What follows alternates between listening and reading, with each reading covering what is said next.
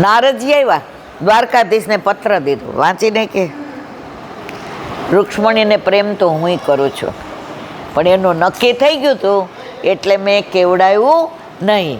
અને પ્રભુએ પછી દાઉજીને ના કહ્યું, કારણ કે દાઉજી મગજના ગરમ, ત્યાં જઈને મારીને ઝઘડી કરી દે તો લગ્નનો માહોલ બગડી જાય. એટલે ત્યાં પધાર્યા અને રૂક્ષ્મણીજી અંબિકા માતાના દર્શને આવ્યા અને પ્રભુએ હાથ પકડીને રથમાં બેસાડી દીધા.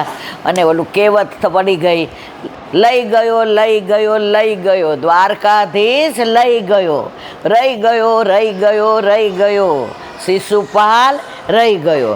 અને પછી રૂકમી એની પાછળ પડ્યો તો રૂકમીને મારવા ગયા ત્યારે બળદેવજીને ખબર પડી કે આ મારો કાળિયો ભાઈ તો હરણ કરવા ગયો જ. હવે આટલી અક્ષણી સેના, આટલા રાજા, આટલા રજવાડા, અને ક્યાંક મારા ભાઈને કાંઈક થશે તો ત્યારનો ભાતૃપ્રેમ જુઓ. દોડતા આવ્યા બધી સેનાને લઈને. ભાઈ મારીશ નહીં, હવે એ તારો સાળો છે, હવે એ રૂક્ષ્મણીનો ભાઈ નથી, તારા સગાએ શું થાય, તારો સાળો થાય. દાઢી મૂછાવી નાખ્યું અને પછી કીધું કે હવે તારું બધું અમે લઈ લીધું. ત્યારે એણે પણ લીધું કે જ્યાં સુધી મારી બેનને પાછી નહીં લઈ આવું ત્યાં સુધી હું કુંદનપુર જાઈશ નહીં, ભીષ્મક પાસે જાઈશ નહીં. માધુપુર ઘેડ, આમાં ગયા છો કોઈ તમે? માધુપુર ઘેડ ગયા છો? માધુપુર ઘેડમાં થયા અને પછી ત્યાંથી ને આવ્યા. અને પછી જે માતાજીને કહ્યું કે માં જો હું કોણ લઈ આવ્યો છું. અને પછી રૂક્ષ્મણીજી સાથે પહેલા વિવાહ ઠાકોરજીના થયા. અને પટરાણી કોણ કહેવાયા ઠાકોરજીના? રૂક્ષ્મણીજી. રાધા જો રૂક્ષ્મણીજીના પટરાણી, છતાંય ક્યાંય રૂક્ષ્મણીજી અને કૃષ્ણનું મંદિર નથી. બધે ક્યાં છે? રાધા કૃષ્ણ. રાધે રાધે બિના શ્યામ આધે આધે. તો ઘણા ગમે એવું બોલે કે આ પ્રેમ, આ જે ઠાકોરજી અને રાધાજી છે ને એ દો વપુ એક પ્રાણ છે. ખાલી લીલા કરવા માટે જ પોતાનામાંથી પ્રભુએ રાધાજીનું પ્રાગટ્ય કર્યું છે અને રાધાજીએ બધી સખીઓનું પ્રાગટ્ય પોતામાંથી કર્યું છે. તો આજે આપણે આ રૂક્ષ્મણી વિવાહનો આનંદ લીધો. અને આની અંદર શાસ્ત્રી કેમ ન સમજાવી શકે, સમય ઓછો હતો એટલે આપણે બધાએ પછી આનંદ કેવો લીધો, ગીતોય ગાયા ને આ ને તે ને બધું કર્યું. અને કેટલું મોડું થયું આવ્યા, પણ કોઈના મોઢા પર થાક છે. એટલે અમે નક્કી કર્યું કે આજે 20 જ મિનિટ કરીએ, કારણ કે બધાય થાકીને થઈ ગયા છે. એટલે હવે આપણે એક નાની વાત કરી અને વિરામ આપી દઈએ. એક વૈષ્ણવ હતા, આ સાચી બની ગયેલો પ્રસંગ. હવે એને 7 નણંદો, અને જ્યાં એના લગ્ન થયા એનો વર એકનો એક. હવે 7 નણંદ જ્યાં પરણાવ્યા હતા ત્યાં કોઈ માતામાં માને, કોઈ મહાદેવમાં માને, કોઈ દેવીમાં માને, કોઈ આમાં માને. અને એના સાસુ સસરા હતા એ જે દીકરી આવે એ એમ કે આ અંબાજીનો પ્રસાદ, તો કે હા. આનો પ્રસાદ, હા. આના જ બિલ્લીજી, હા. હવે આ દીકરીના લગ્ન થયા તો દીકરીના ઘરે 8 યામની સેવા. ઘરે દીકરી સવારે ઉઠે, બુહારી, મંદિર વસ્ત્ર, ગાય દોવાની, ઘૈયાવાળું દૂધ, કટેલું દૂધ, પછી ફૂલ ચૂંટવાના, માળાજી બનાવવાની, ઠાકોરજીને માટે થઈને ઝારીજીનું જલ કુવેથીને બ્રહ્મ મુહૂર્તમાં ભરી આવવાનું. 3:30 વાગે જલ ભરવા જાય તો એક વૈષ્ણવ એને કહ્યું કે તું મોડી આવતી હોય તો ના ચાલે, આટલી વહેલી કેમ ઉઠે છે? બધાએ આ સાંભળવા જવો છે કે જે પુષ્ટિ માર્ગીય વૈષ્ણવ છે પ્રભુના તત્સુખનો કેટલો વિચાર કરે છે. ત્યારે દીકરીએ એક જ વાક્ય કીધું કે 3:30 જાઓ તો પહેલી ગાગર મારી કૂવામાં જાય તો રાતના જે નવું જળ આવ્યું હોય એ મારા ઠાકોરજીના કામમાં આવે, અને પછી બધા આવે તો પ્રસાદી થઈ જાય ને ડખોળાઈ જાય એ મારા ઠાકોરજીને કામ ન આવે. હવે આવી સૂક્ષ્મ સેવા કરતી હતી અને અહીંયા આવી અને પૂછ્યું કે તમે વૈષ્ણવ છો? એ કે અમે વૈષ્ણવ છીએ, પણ કેવા વૈષ્ણવ? અમે કૃષ્ણ નહીં માનીએ, અમે માતા નહીં માનીએ, અમે મહાદેવ નહીં માનીએ. હવે ઘરે આવી એટલે એને સાસુએ કીધું કે છેડા છેડી છોડવા આપણા કુળદેવીએ જવું પડશે, ત્યાં તારે લાપસી ને મગ બનાવવા પડશે. હવે એક તો કુળદેવીએ જવાનું, કોઈ દી જોયેલું નહીં, લાપસીને મગ બનાવવાના, ધરાવવાના, બધાને તારે લેવડાવવાનું, ને છેલ્લે માતાજીનો જે કોર કાઢ્યો હોય તારે લેવાનો. ઓલીએ વિચાર કર્યો કે આ તો મારી જિંદગી આખી પાણીમાં વહી ગઈ, હવે મારે કરવું શું? અને પહેલાંના જમાનામાં એવું નહોતું કે સામું બોલવાનું કે નહીં જાઉં ને નહીં કરું. તે પહેલાં તો લાજ કાઢેલી હોય અને જે કરવાનું હોય તે કરવું જ પડે. એટલે એને કીધું કે સાંજે છેડાછેડી છોડવા જવાનું છે. અત્યારે બધાય અરે એટલે એણે બપોરે એને સાસુએ કીધું કે ત્યાં સુધી તમારે પાણી પીવાશે, ચાય નહીં, દૂધ નહીં, કોફી નહીં, ખાવાનું નહીં. પહેલાં છેડાછેડી છોડવાનું, પછી આવીને એ કોર પહેલાં મોઢામાં મૂકવાનો. એટલે બપોરે એણે વિચાર કર્યો, મારા ઘરે તો મેં માતાજી કેવા હોય એ નથી જોયા, મહાદેવ કેવા હોય એ નથી જોયા, હવે હું કરું છું? ઠાકોરજી કેટલું આપણું ધ્યાન રાખે છે. બપોરે ટાઈમમાં થઈ ગઈ, એટલે 4 દિવસો ક્યાંય જવાનું ન હોય. હવે જો 4 દિવસ ખાય નહીં, ખાલી પાણી પીએ, તો આ ત્યાં આગલા દિવસનો તો ઉપવાસ હોય. આપણામાં હજી હિન્દુ સંસ્કૃતિમાં, સનાતન ધર્મમાં એવું છે કે કોઈ પણ ધર્મ હોય એમાં આપણે આગલા દિવસે વ્રત એટલે ઉપવાસ કરીએ, પછી જ લગ્ન થાય. એટલે તો આપણે ફરાળ દેવાનો રિવાજ છે કે ભાઈ આવે એટલે ફરાળ દેવાનો. એટલે એના સાસુને એની નાની નણંદ હતી ને, એ આમ ભાભીને સામું જોઈ દે કે ભાભી બરાબર બોલતા નથી, આંખમાં પાણી આવી જાય છે. એ કે બા તો 3 દિવસ સુધી ભાભી એ કે પાણી ઉપર રહેશે. પણ આ છોકરી કાંઈ ન બોલી. પણ ઠાકોરજી તો જેને વિઠ્ઠલનાથ વિચારે રે એને પ્રગટ પદાર્થ ચારે રે. એટલે એ નાની છોકરી હતી, એણે કીધું કે હું માતાજીને પૂછી જોઉં છું કે મારા ભાભી 3 દિવસ જમી લે તો ચાલે. એટલે એની માં કે તું માતાજીને પૂછવા જાશ, માતાજી તારી યાર વાતો કરશે, તને જવાબ આપશે. એટલે નાની છોકરીએ જવાબ આપ્યો, એ બધાય સાંભળ. બા તમે માનો છો ને કે માતાજી બોલશે નહીં, જવાબ આપશે નહીં, તો તમે એને માનો છો શું કામ? જો તમે નથી સાક્ષાત તો એને માનો છો શું કામ? એની માના તો રૂંવા ઊભા થઈ ગયા. પણ એ કે બેટા પરંપરાથી ચાલી આવે છે, એટલે આપણે આ કર્યા વિના ચાલે નહીં. ત્યારે છોકરીએ કહ્યું કે બા તે અમને રાતના વાર્તા કરી હતી કે એક મહારાજ હતા ને, એ જ્યાં કથા કરવા જાય ને ત્યાં બિલાડી ઉપર સૂંડલો મૂકી દે. તો ઓલા બધાએ પૂછ્યું કે મહારાજ આ બિલાડી કેમ? એ કે ના મારી સપ્તાહ ચાલુ થાય ને એટલે બિલાડી ઉપર સૂંડલો મૂકી દેવાનો. જ્યાં જાય પહેલાં કે બિલાડીની વ્યવસ્થા કરો, પછી હું આવું, અને બિલાડી ઉપર સૂંડલો મૂકી દો. પછી એક જણે પૂછ્યું કે આનું કારણ શું? તો કે મારા બાપાએ આવું કરતા હતા. તો પછી એના ઘરે ગયા અને એના માને પૂછ્યું કે દલીચંદ કાકા કેમ આ બિલાડી ઉપર ટોપલો મૂકતા હતા? તો કે એની કથામાં ઓલો અખંડ દીવો રાખતા હતા ને, તો બિલાડી આવી આવીને ઓલું ઘી ખાવા માટે, ચાટવા માટે આવતી હતી.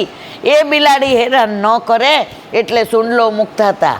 તો આણે પરંપરા બનાવી દીધી. તો આ છોકરીએ સરસ કીધું, બા તે અમને કાલે વાર્તા કરી હતી ને, તો આ છેડાછોડી ત્યાં જ છોડવું એવું કોણે કીધું? તો આ પરંપરા આપણાથી બંધ ન થાય. એ પછી કાંઈ આપણને થશે તો, માતાજી રૂઠી જશે તો, માતાજી આપણને શ્રાપ. તો કે એવા કેવા ભગવાન જે શ્રાપ આપે? હે ભાભી તમારા ઘરે ઠાકોરજી શ્રાપ આપે? તો કે ના. તમારા ઠાકોરજી અપરાધ હોય તો તમને મારે? કે ના. તમારા ઠાકોરજીને ભોગ ધરો પહોંચ્યું કે એના માટે દાણા નાખો? તો કે ના. બા ઠાકોરજી સારા અને સાચા, કે આ શ્રાપ આપે એ સાંજ સુધી વિચારવા દે. તું બોતડા જેવી છો, નવી નવી લગ્ન કરીને ગઈ છો, તારી સાસરીમાં આ જ ધર્મ છે એટલે તું બોલ બોલ કરે છે. પણ માં મનમાં વિચારવા માંડ્યા કે આ 7મી દીકરીનું ઘર વૈષ્ણવ આ ત્યાં જઈને આટલી બધી ચર્ચા કરે છે મારી સાથે, તો કાંઈક તો કૃષ્ણમાં એવું છે ને છે જ કે જેને મારી આ 16 વર્ષની દીકરી જઈ અને આટલી બધી દલીલ કરે જ. પછી એના સાસુ સસરા અને બધા આવ્યા હતા. રાતના કીધું કે અમારે તો સત્સંગ કરવાનો જ. સત્સંગ કરતા હતા ત્યારે એમણે ઓલા દાંતણવાળી વાત કરી કે માજીએ એક દાંતણ મૂક્યું ચમચી નહોતી એટલે બીજાએ 2 મૂક્યા, ત્રીજાએ 4 મૂક્યા અને ઓલાએ તો આખી જોડી મૂકી દીધી. તો આપણે પણ આ પરંપરાને છોડવી જોઈએ. આપણે ડરવાનું જરૂર નથી. ઓલી છોકરી તો ટાઈમમાં હતી એટલે બિચારી દૂર બેઠી બેઠી સાંભળે. પછી સાંજે ઓલીએ કહ્યું કે બા ભાભીને ખાવાનું દેવાનું છે. નહીં, સવારના પાણી સિવાય કશું જ એ છોકરીએ લીધું નહોતું. આગલા દિવસનો ઉપવાસ અને રડી રડીને તો આંખો એટલી સોજી ગઈ હતી. પછી સત્સંગની અંદર આ બધી વાતો થઈ ત્યારે છોકરીના સાસુ સસરાએ કહ્યું કે અમારા ઘરે અમારા માથે બિરાજતા અમારા ઠાકોરજીની અમને ડર નથી લાગતો, અમને બીક નથી લાગતી. અમારે બહારગામ જવું હોય તો અમારે ઠાકોરજીને 4 વાગે રોગ આવી દઈએ અને અમારે કામ હોય તો ઘણીવાર ખીચડીને દઈએ ધરી દઈએ, પણ અમારા ઠાકોરજી અમારાથી ક્યારેય રૂઠતા નથી, ક્યારેય ગુસ્સે થતા નથી. તો હવે તમે તમારી વહુને જો જમવાનું નહીં આપો તો અમારી વહુ તમારા ઘરે એટલે કે તમારી દીકરી આવશે પણ અમે તમારા ઘરે આવશું નહીં. ત્યારે એના સાસુ સસરાએ આ વાત કરી એટલે દીકરીની માએ કહ્યું, વૃંદા, આજે તારા ભાવથી ને આપણે આ પરંપરાને બંધ કરીએ છીએ અને તારા ભાભીને લાપસીને મગ કરીને તારા હાથે ખવડાવ. અને પછી એ ખાધું અને પછી બધાએ બ્રહ્મ સંબંધ લીધું અને એના ઘરે આજે 8 યામની સેવા છે. તો આ તો ગુસાઈજીએ દયારામભાઈએ કહ્યું છે કે તુજ સંગ કોઈ વૈષ્ણવ થાય તો તું વૈષ્ણવ સાચો, તારા સંગનો રંગ ન લાગે ત્યાં સુધી તું કાચો. આજે આપણે બધા વૈષ્ણવી માહોલમાં માહે પડ્યા મહાસુખ માણે દેખન હારા દાજે. એક વિદ્યાર્થી હતો, એના ટીચર એને ભણાવતા હતા. પછી એને ગુરુકુળમાં મોકલો. હવે ગુરુકુળમાં ભણે તો એને વિચાર આવે, હું કમાઈશ, મારું સારું થશે, મારે ઘરનું ઘર થશે, મારે આમ થશે તેમ થશે. હવે છેલ્લા દિવસે એ ગુરુદેવે એને કહ્યું કે તું મારી પાસે આવ. એ આવ્યો અને ચિંતા કરવા માંડ્યો, હું કમાઈ શકીશ, મારી પાસે પૈસા આવશે, મારે ઘરનું ઘર થશે, મને આમ થશે. ત્યારે ગુરુદેવે કહ્યું કે સાંભળ, હું તને આ રેતીનો ઢગલો આપું છું, એ તું લઈ જા. રોજ તારે સાંજે દરિયા કિનારે જવાનું અને આ રેતીનો ઢગલો એમાં નાખી અને રોજ રેતીને કાંકરા દરિયામાં પધરાવવાના. બોલો કે આ કાંઈ ગુરુદેવ આવું કાંઈ હોતું હશે? એ કે જો તે મને પ્રશ્ન પૂછ્યો એનો જવાબ, એ હું કમાઈશ, પૈસા આવશે, લગ્ન થશે, છોકરા થશે, ઘરનું ઘર થશે, સ્ટેટસ મળશે, માન મળશે, સારી રીતે આનો જવાબ તને મળી જશે. પહેલે દિવસે ગયા એટલે ઓલી જે ગુરુદેવે રોજ અને રોજ આમ કાંકરા રોજ આમ ફેંકે. પછી તેનું ચિત્ત એટલું બધું વ્યગ્ર થઈ ગયું કે આ જો તમને ગુરુ પર અવિશ્વાસ આવી જાય ને તો કશું જ ના થાય, પણ ગુરુ પર દ્રઢ વિશ્વાસ રાખો ને એની આ નાની એવી વાત છે. પછી વિચારમાં ને વિચારમાં તો ધૂળ છે, આ તો કાંકરા છે, ગુરુદેવને તો ટેવ પડી, મારો જવાબ નહીં આવડતો હોય, એણે મને સારું. હવે ગુરુદેવ ઉપર શંકા કરવા માંડ્યા. તો જેવી આમ કરીને રોજ શરદ પૂનમની રાતે નાખવા ગયા અને કાંકરા હાથમાં આવ્યા અને નાખ્યું તો એ કાંકરાની અંદર એને ચમકતું દેખાણું હીરો હતો.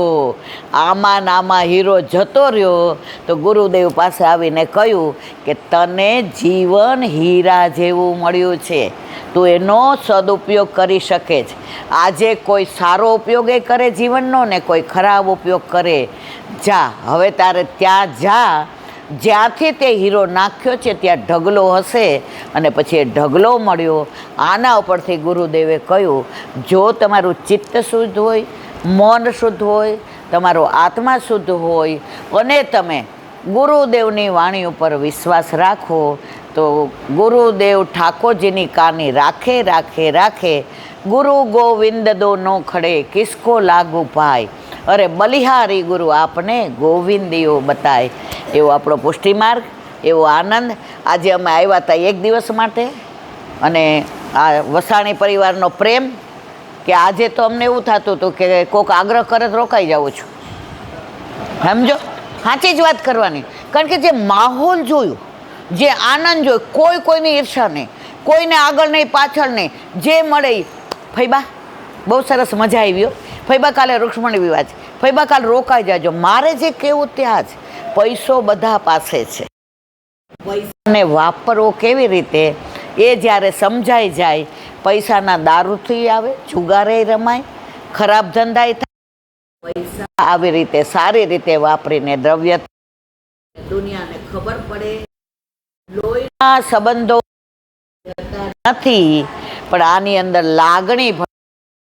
મારે તો એટલું જ કહેવું છે, ભાઈ હોય કે બેન હોય, માતા હોય કે પિતા હોય, પણ તમને જે માસીના એટલે કે મારા હરિમાસી અને મારા શાંતિ માસાના જે સંસ્કાર મળ્યા એ તમે બધાએ દીપાવ્યા, એટલે તમારા બધાથી અમે બહુ રાજી છીએ. અને યુટ્યુબના માધ્યમથી મારે એ જ કહેવું કે આવો સંપ રાખશો તો કોઈ દી અજંપ નહીં થાવ, જંપ રહેશો અને દુનિયામાં તમે ક્યારેય એકલા પડશો નહીં. બોલો વલ્લભા શ્રીમદ ભાગવત. ગુરુદેવને દંડવત પ્રણામ કરું છું. चंद्र सरोवर पे सूरदास जी के द्वार पे मेरा दंडवत प्रणाम.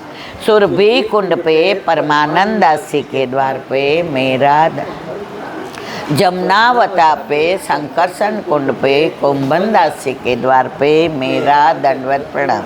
बिलछू कुंड पे कृष्णदास जी के द्वार पे मेरा दंडवत प्रणाम. कदम खंडी पे गोविंद स्वामी के द्वार पे मेरा दंडवत प्रणाम. अप्सरा कुंड पे चित्त स्वामी के द्वार पे मेरा दंडवत प्रणाम. मानसी गंगा पे नंददास जी के द्वार पे मेरा दंडवत प्रणाम. रुद्र कुंड पे चत्रभुज दास जी के द्वार पे मेरा दंडवत प्रणाम. व्रज विलास व्रजनी गोपिकाओं ने मारा दंडवत प्रणाम. हे वल्लभ, સવારથી અત્યાર સુધી સેવા સ્મરણ સત્સંગ જે પણ તે કરાવ્યું તે તારા ચરણારવિંદમાં સમર્પણ કરું છું. ભૂલ અપરાધ થઈ હોય તો ક્ષમા કરજો. બોલો વલ્લભાથી દ્રઢ નાના કેરો ભરોસો, દ્રઢ ચરણા કેરો. श्री वल्लभ नख चंद्र छटा बिना सब जुग माज अंधेरो परोसो, दृढ़ चरण केरो.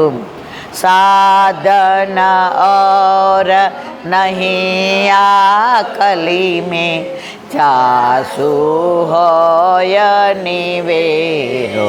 सूर्य का कहे द्विविध आंधरो, बिना मोल को चेरो भरोसो. दृढ़ चरण दृढ़ चरण दृढ़ चरण के. શ્રી વલ્લભા. આજનો આ સત્સંગ મારા વલ્લભના ચરણારવિંદમાં સમર્પણ કરું છું. ભૂલ અપરાધ થઈ હોય તો ક્ષમા કરો. આ મારા વલ્લભની વાણી અને ભૂલ હોય. બોલો.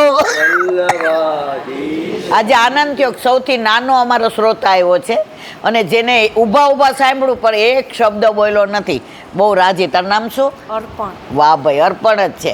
તો બસ આવા બાળકોથી શરૂઆત કરશું તો આપણો પુષ્ટિ માર્ગ આગળ જ વધશે, એમાં મને કોઈ શંકાને સ્થાન નથી. બોલો વલ્લભ.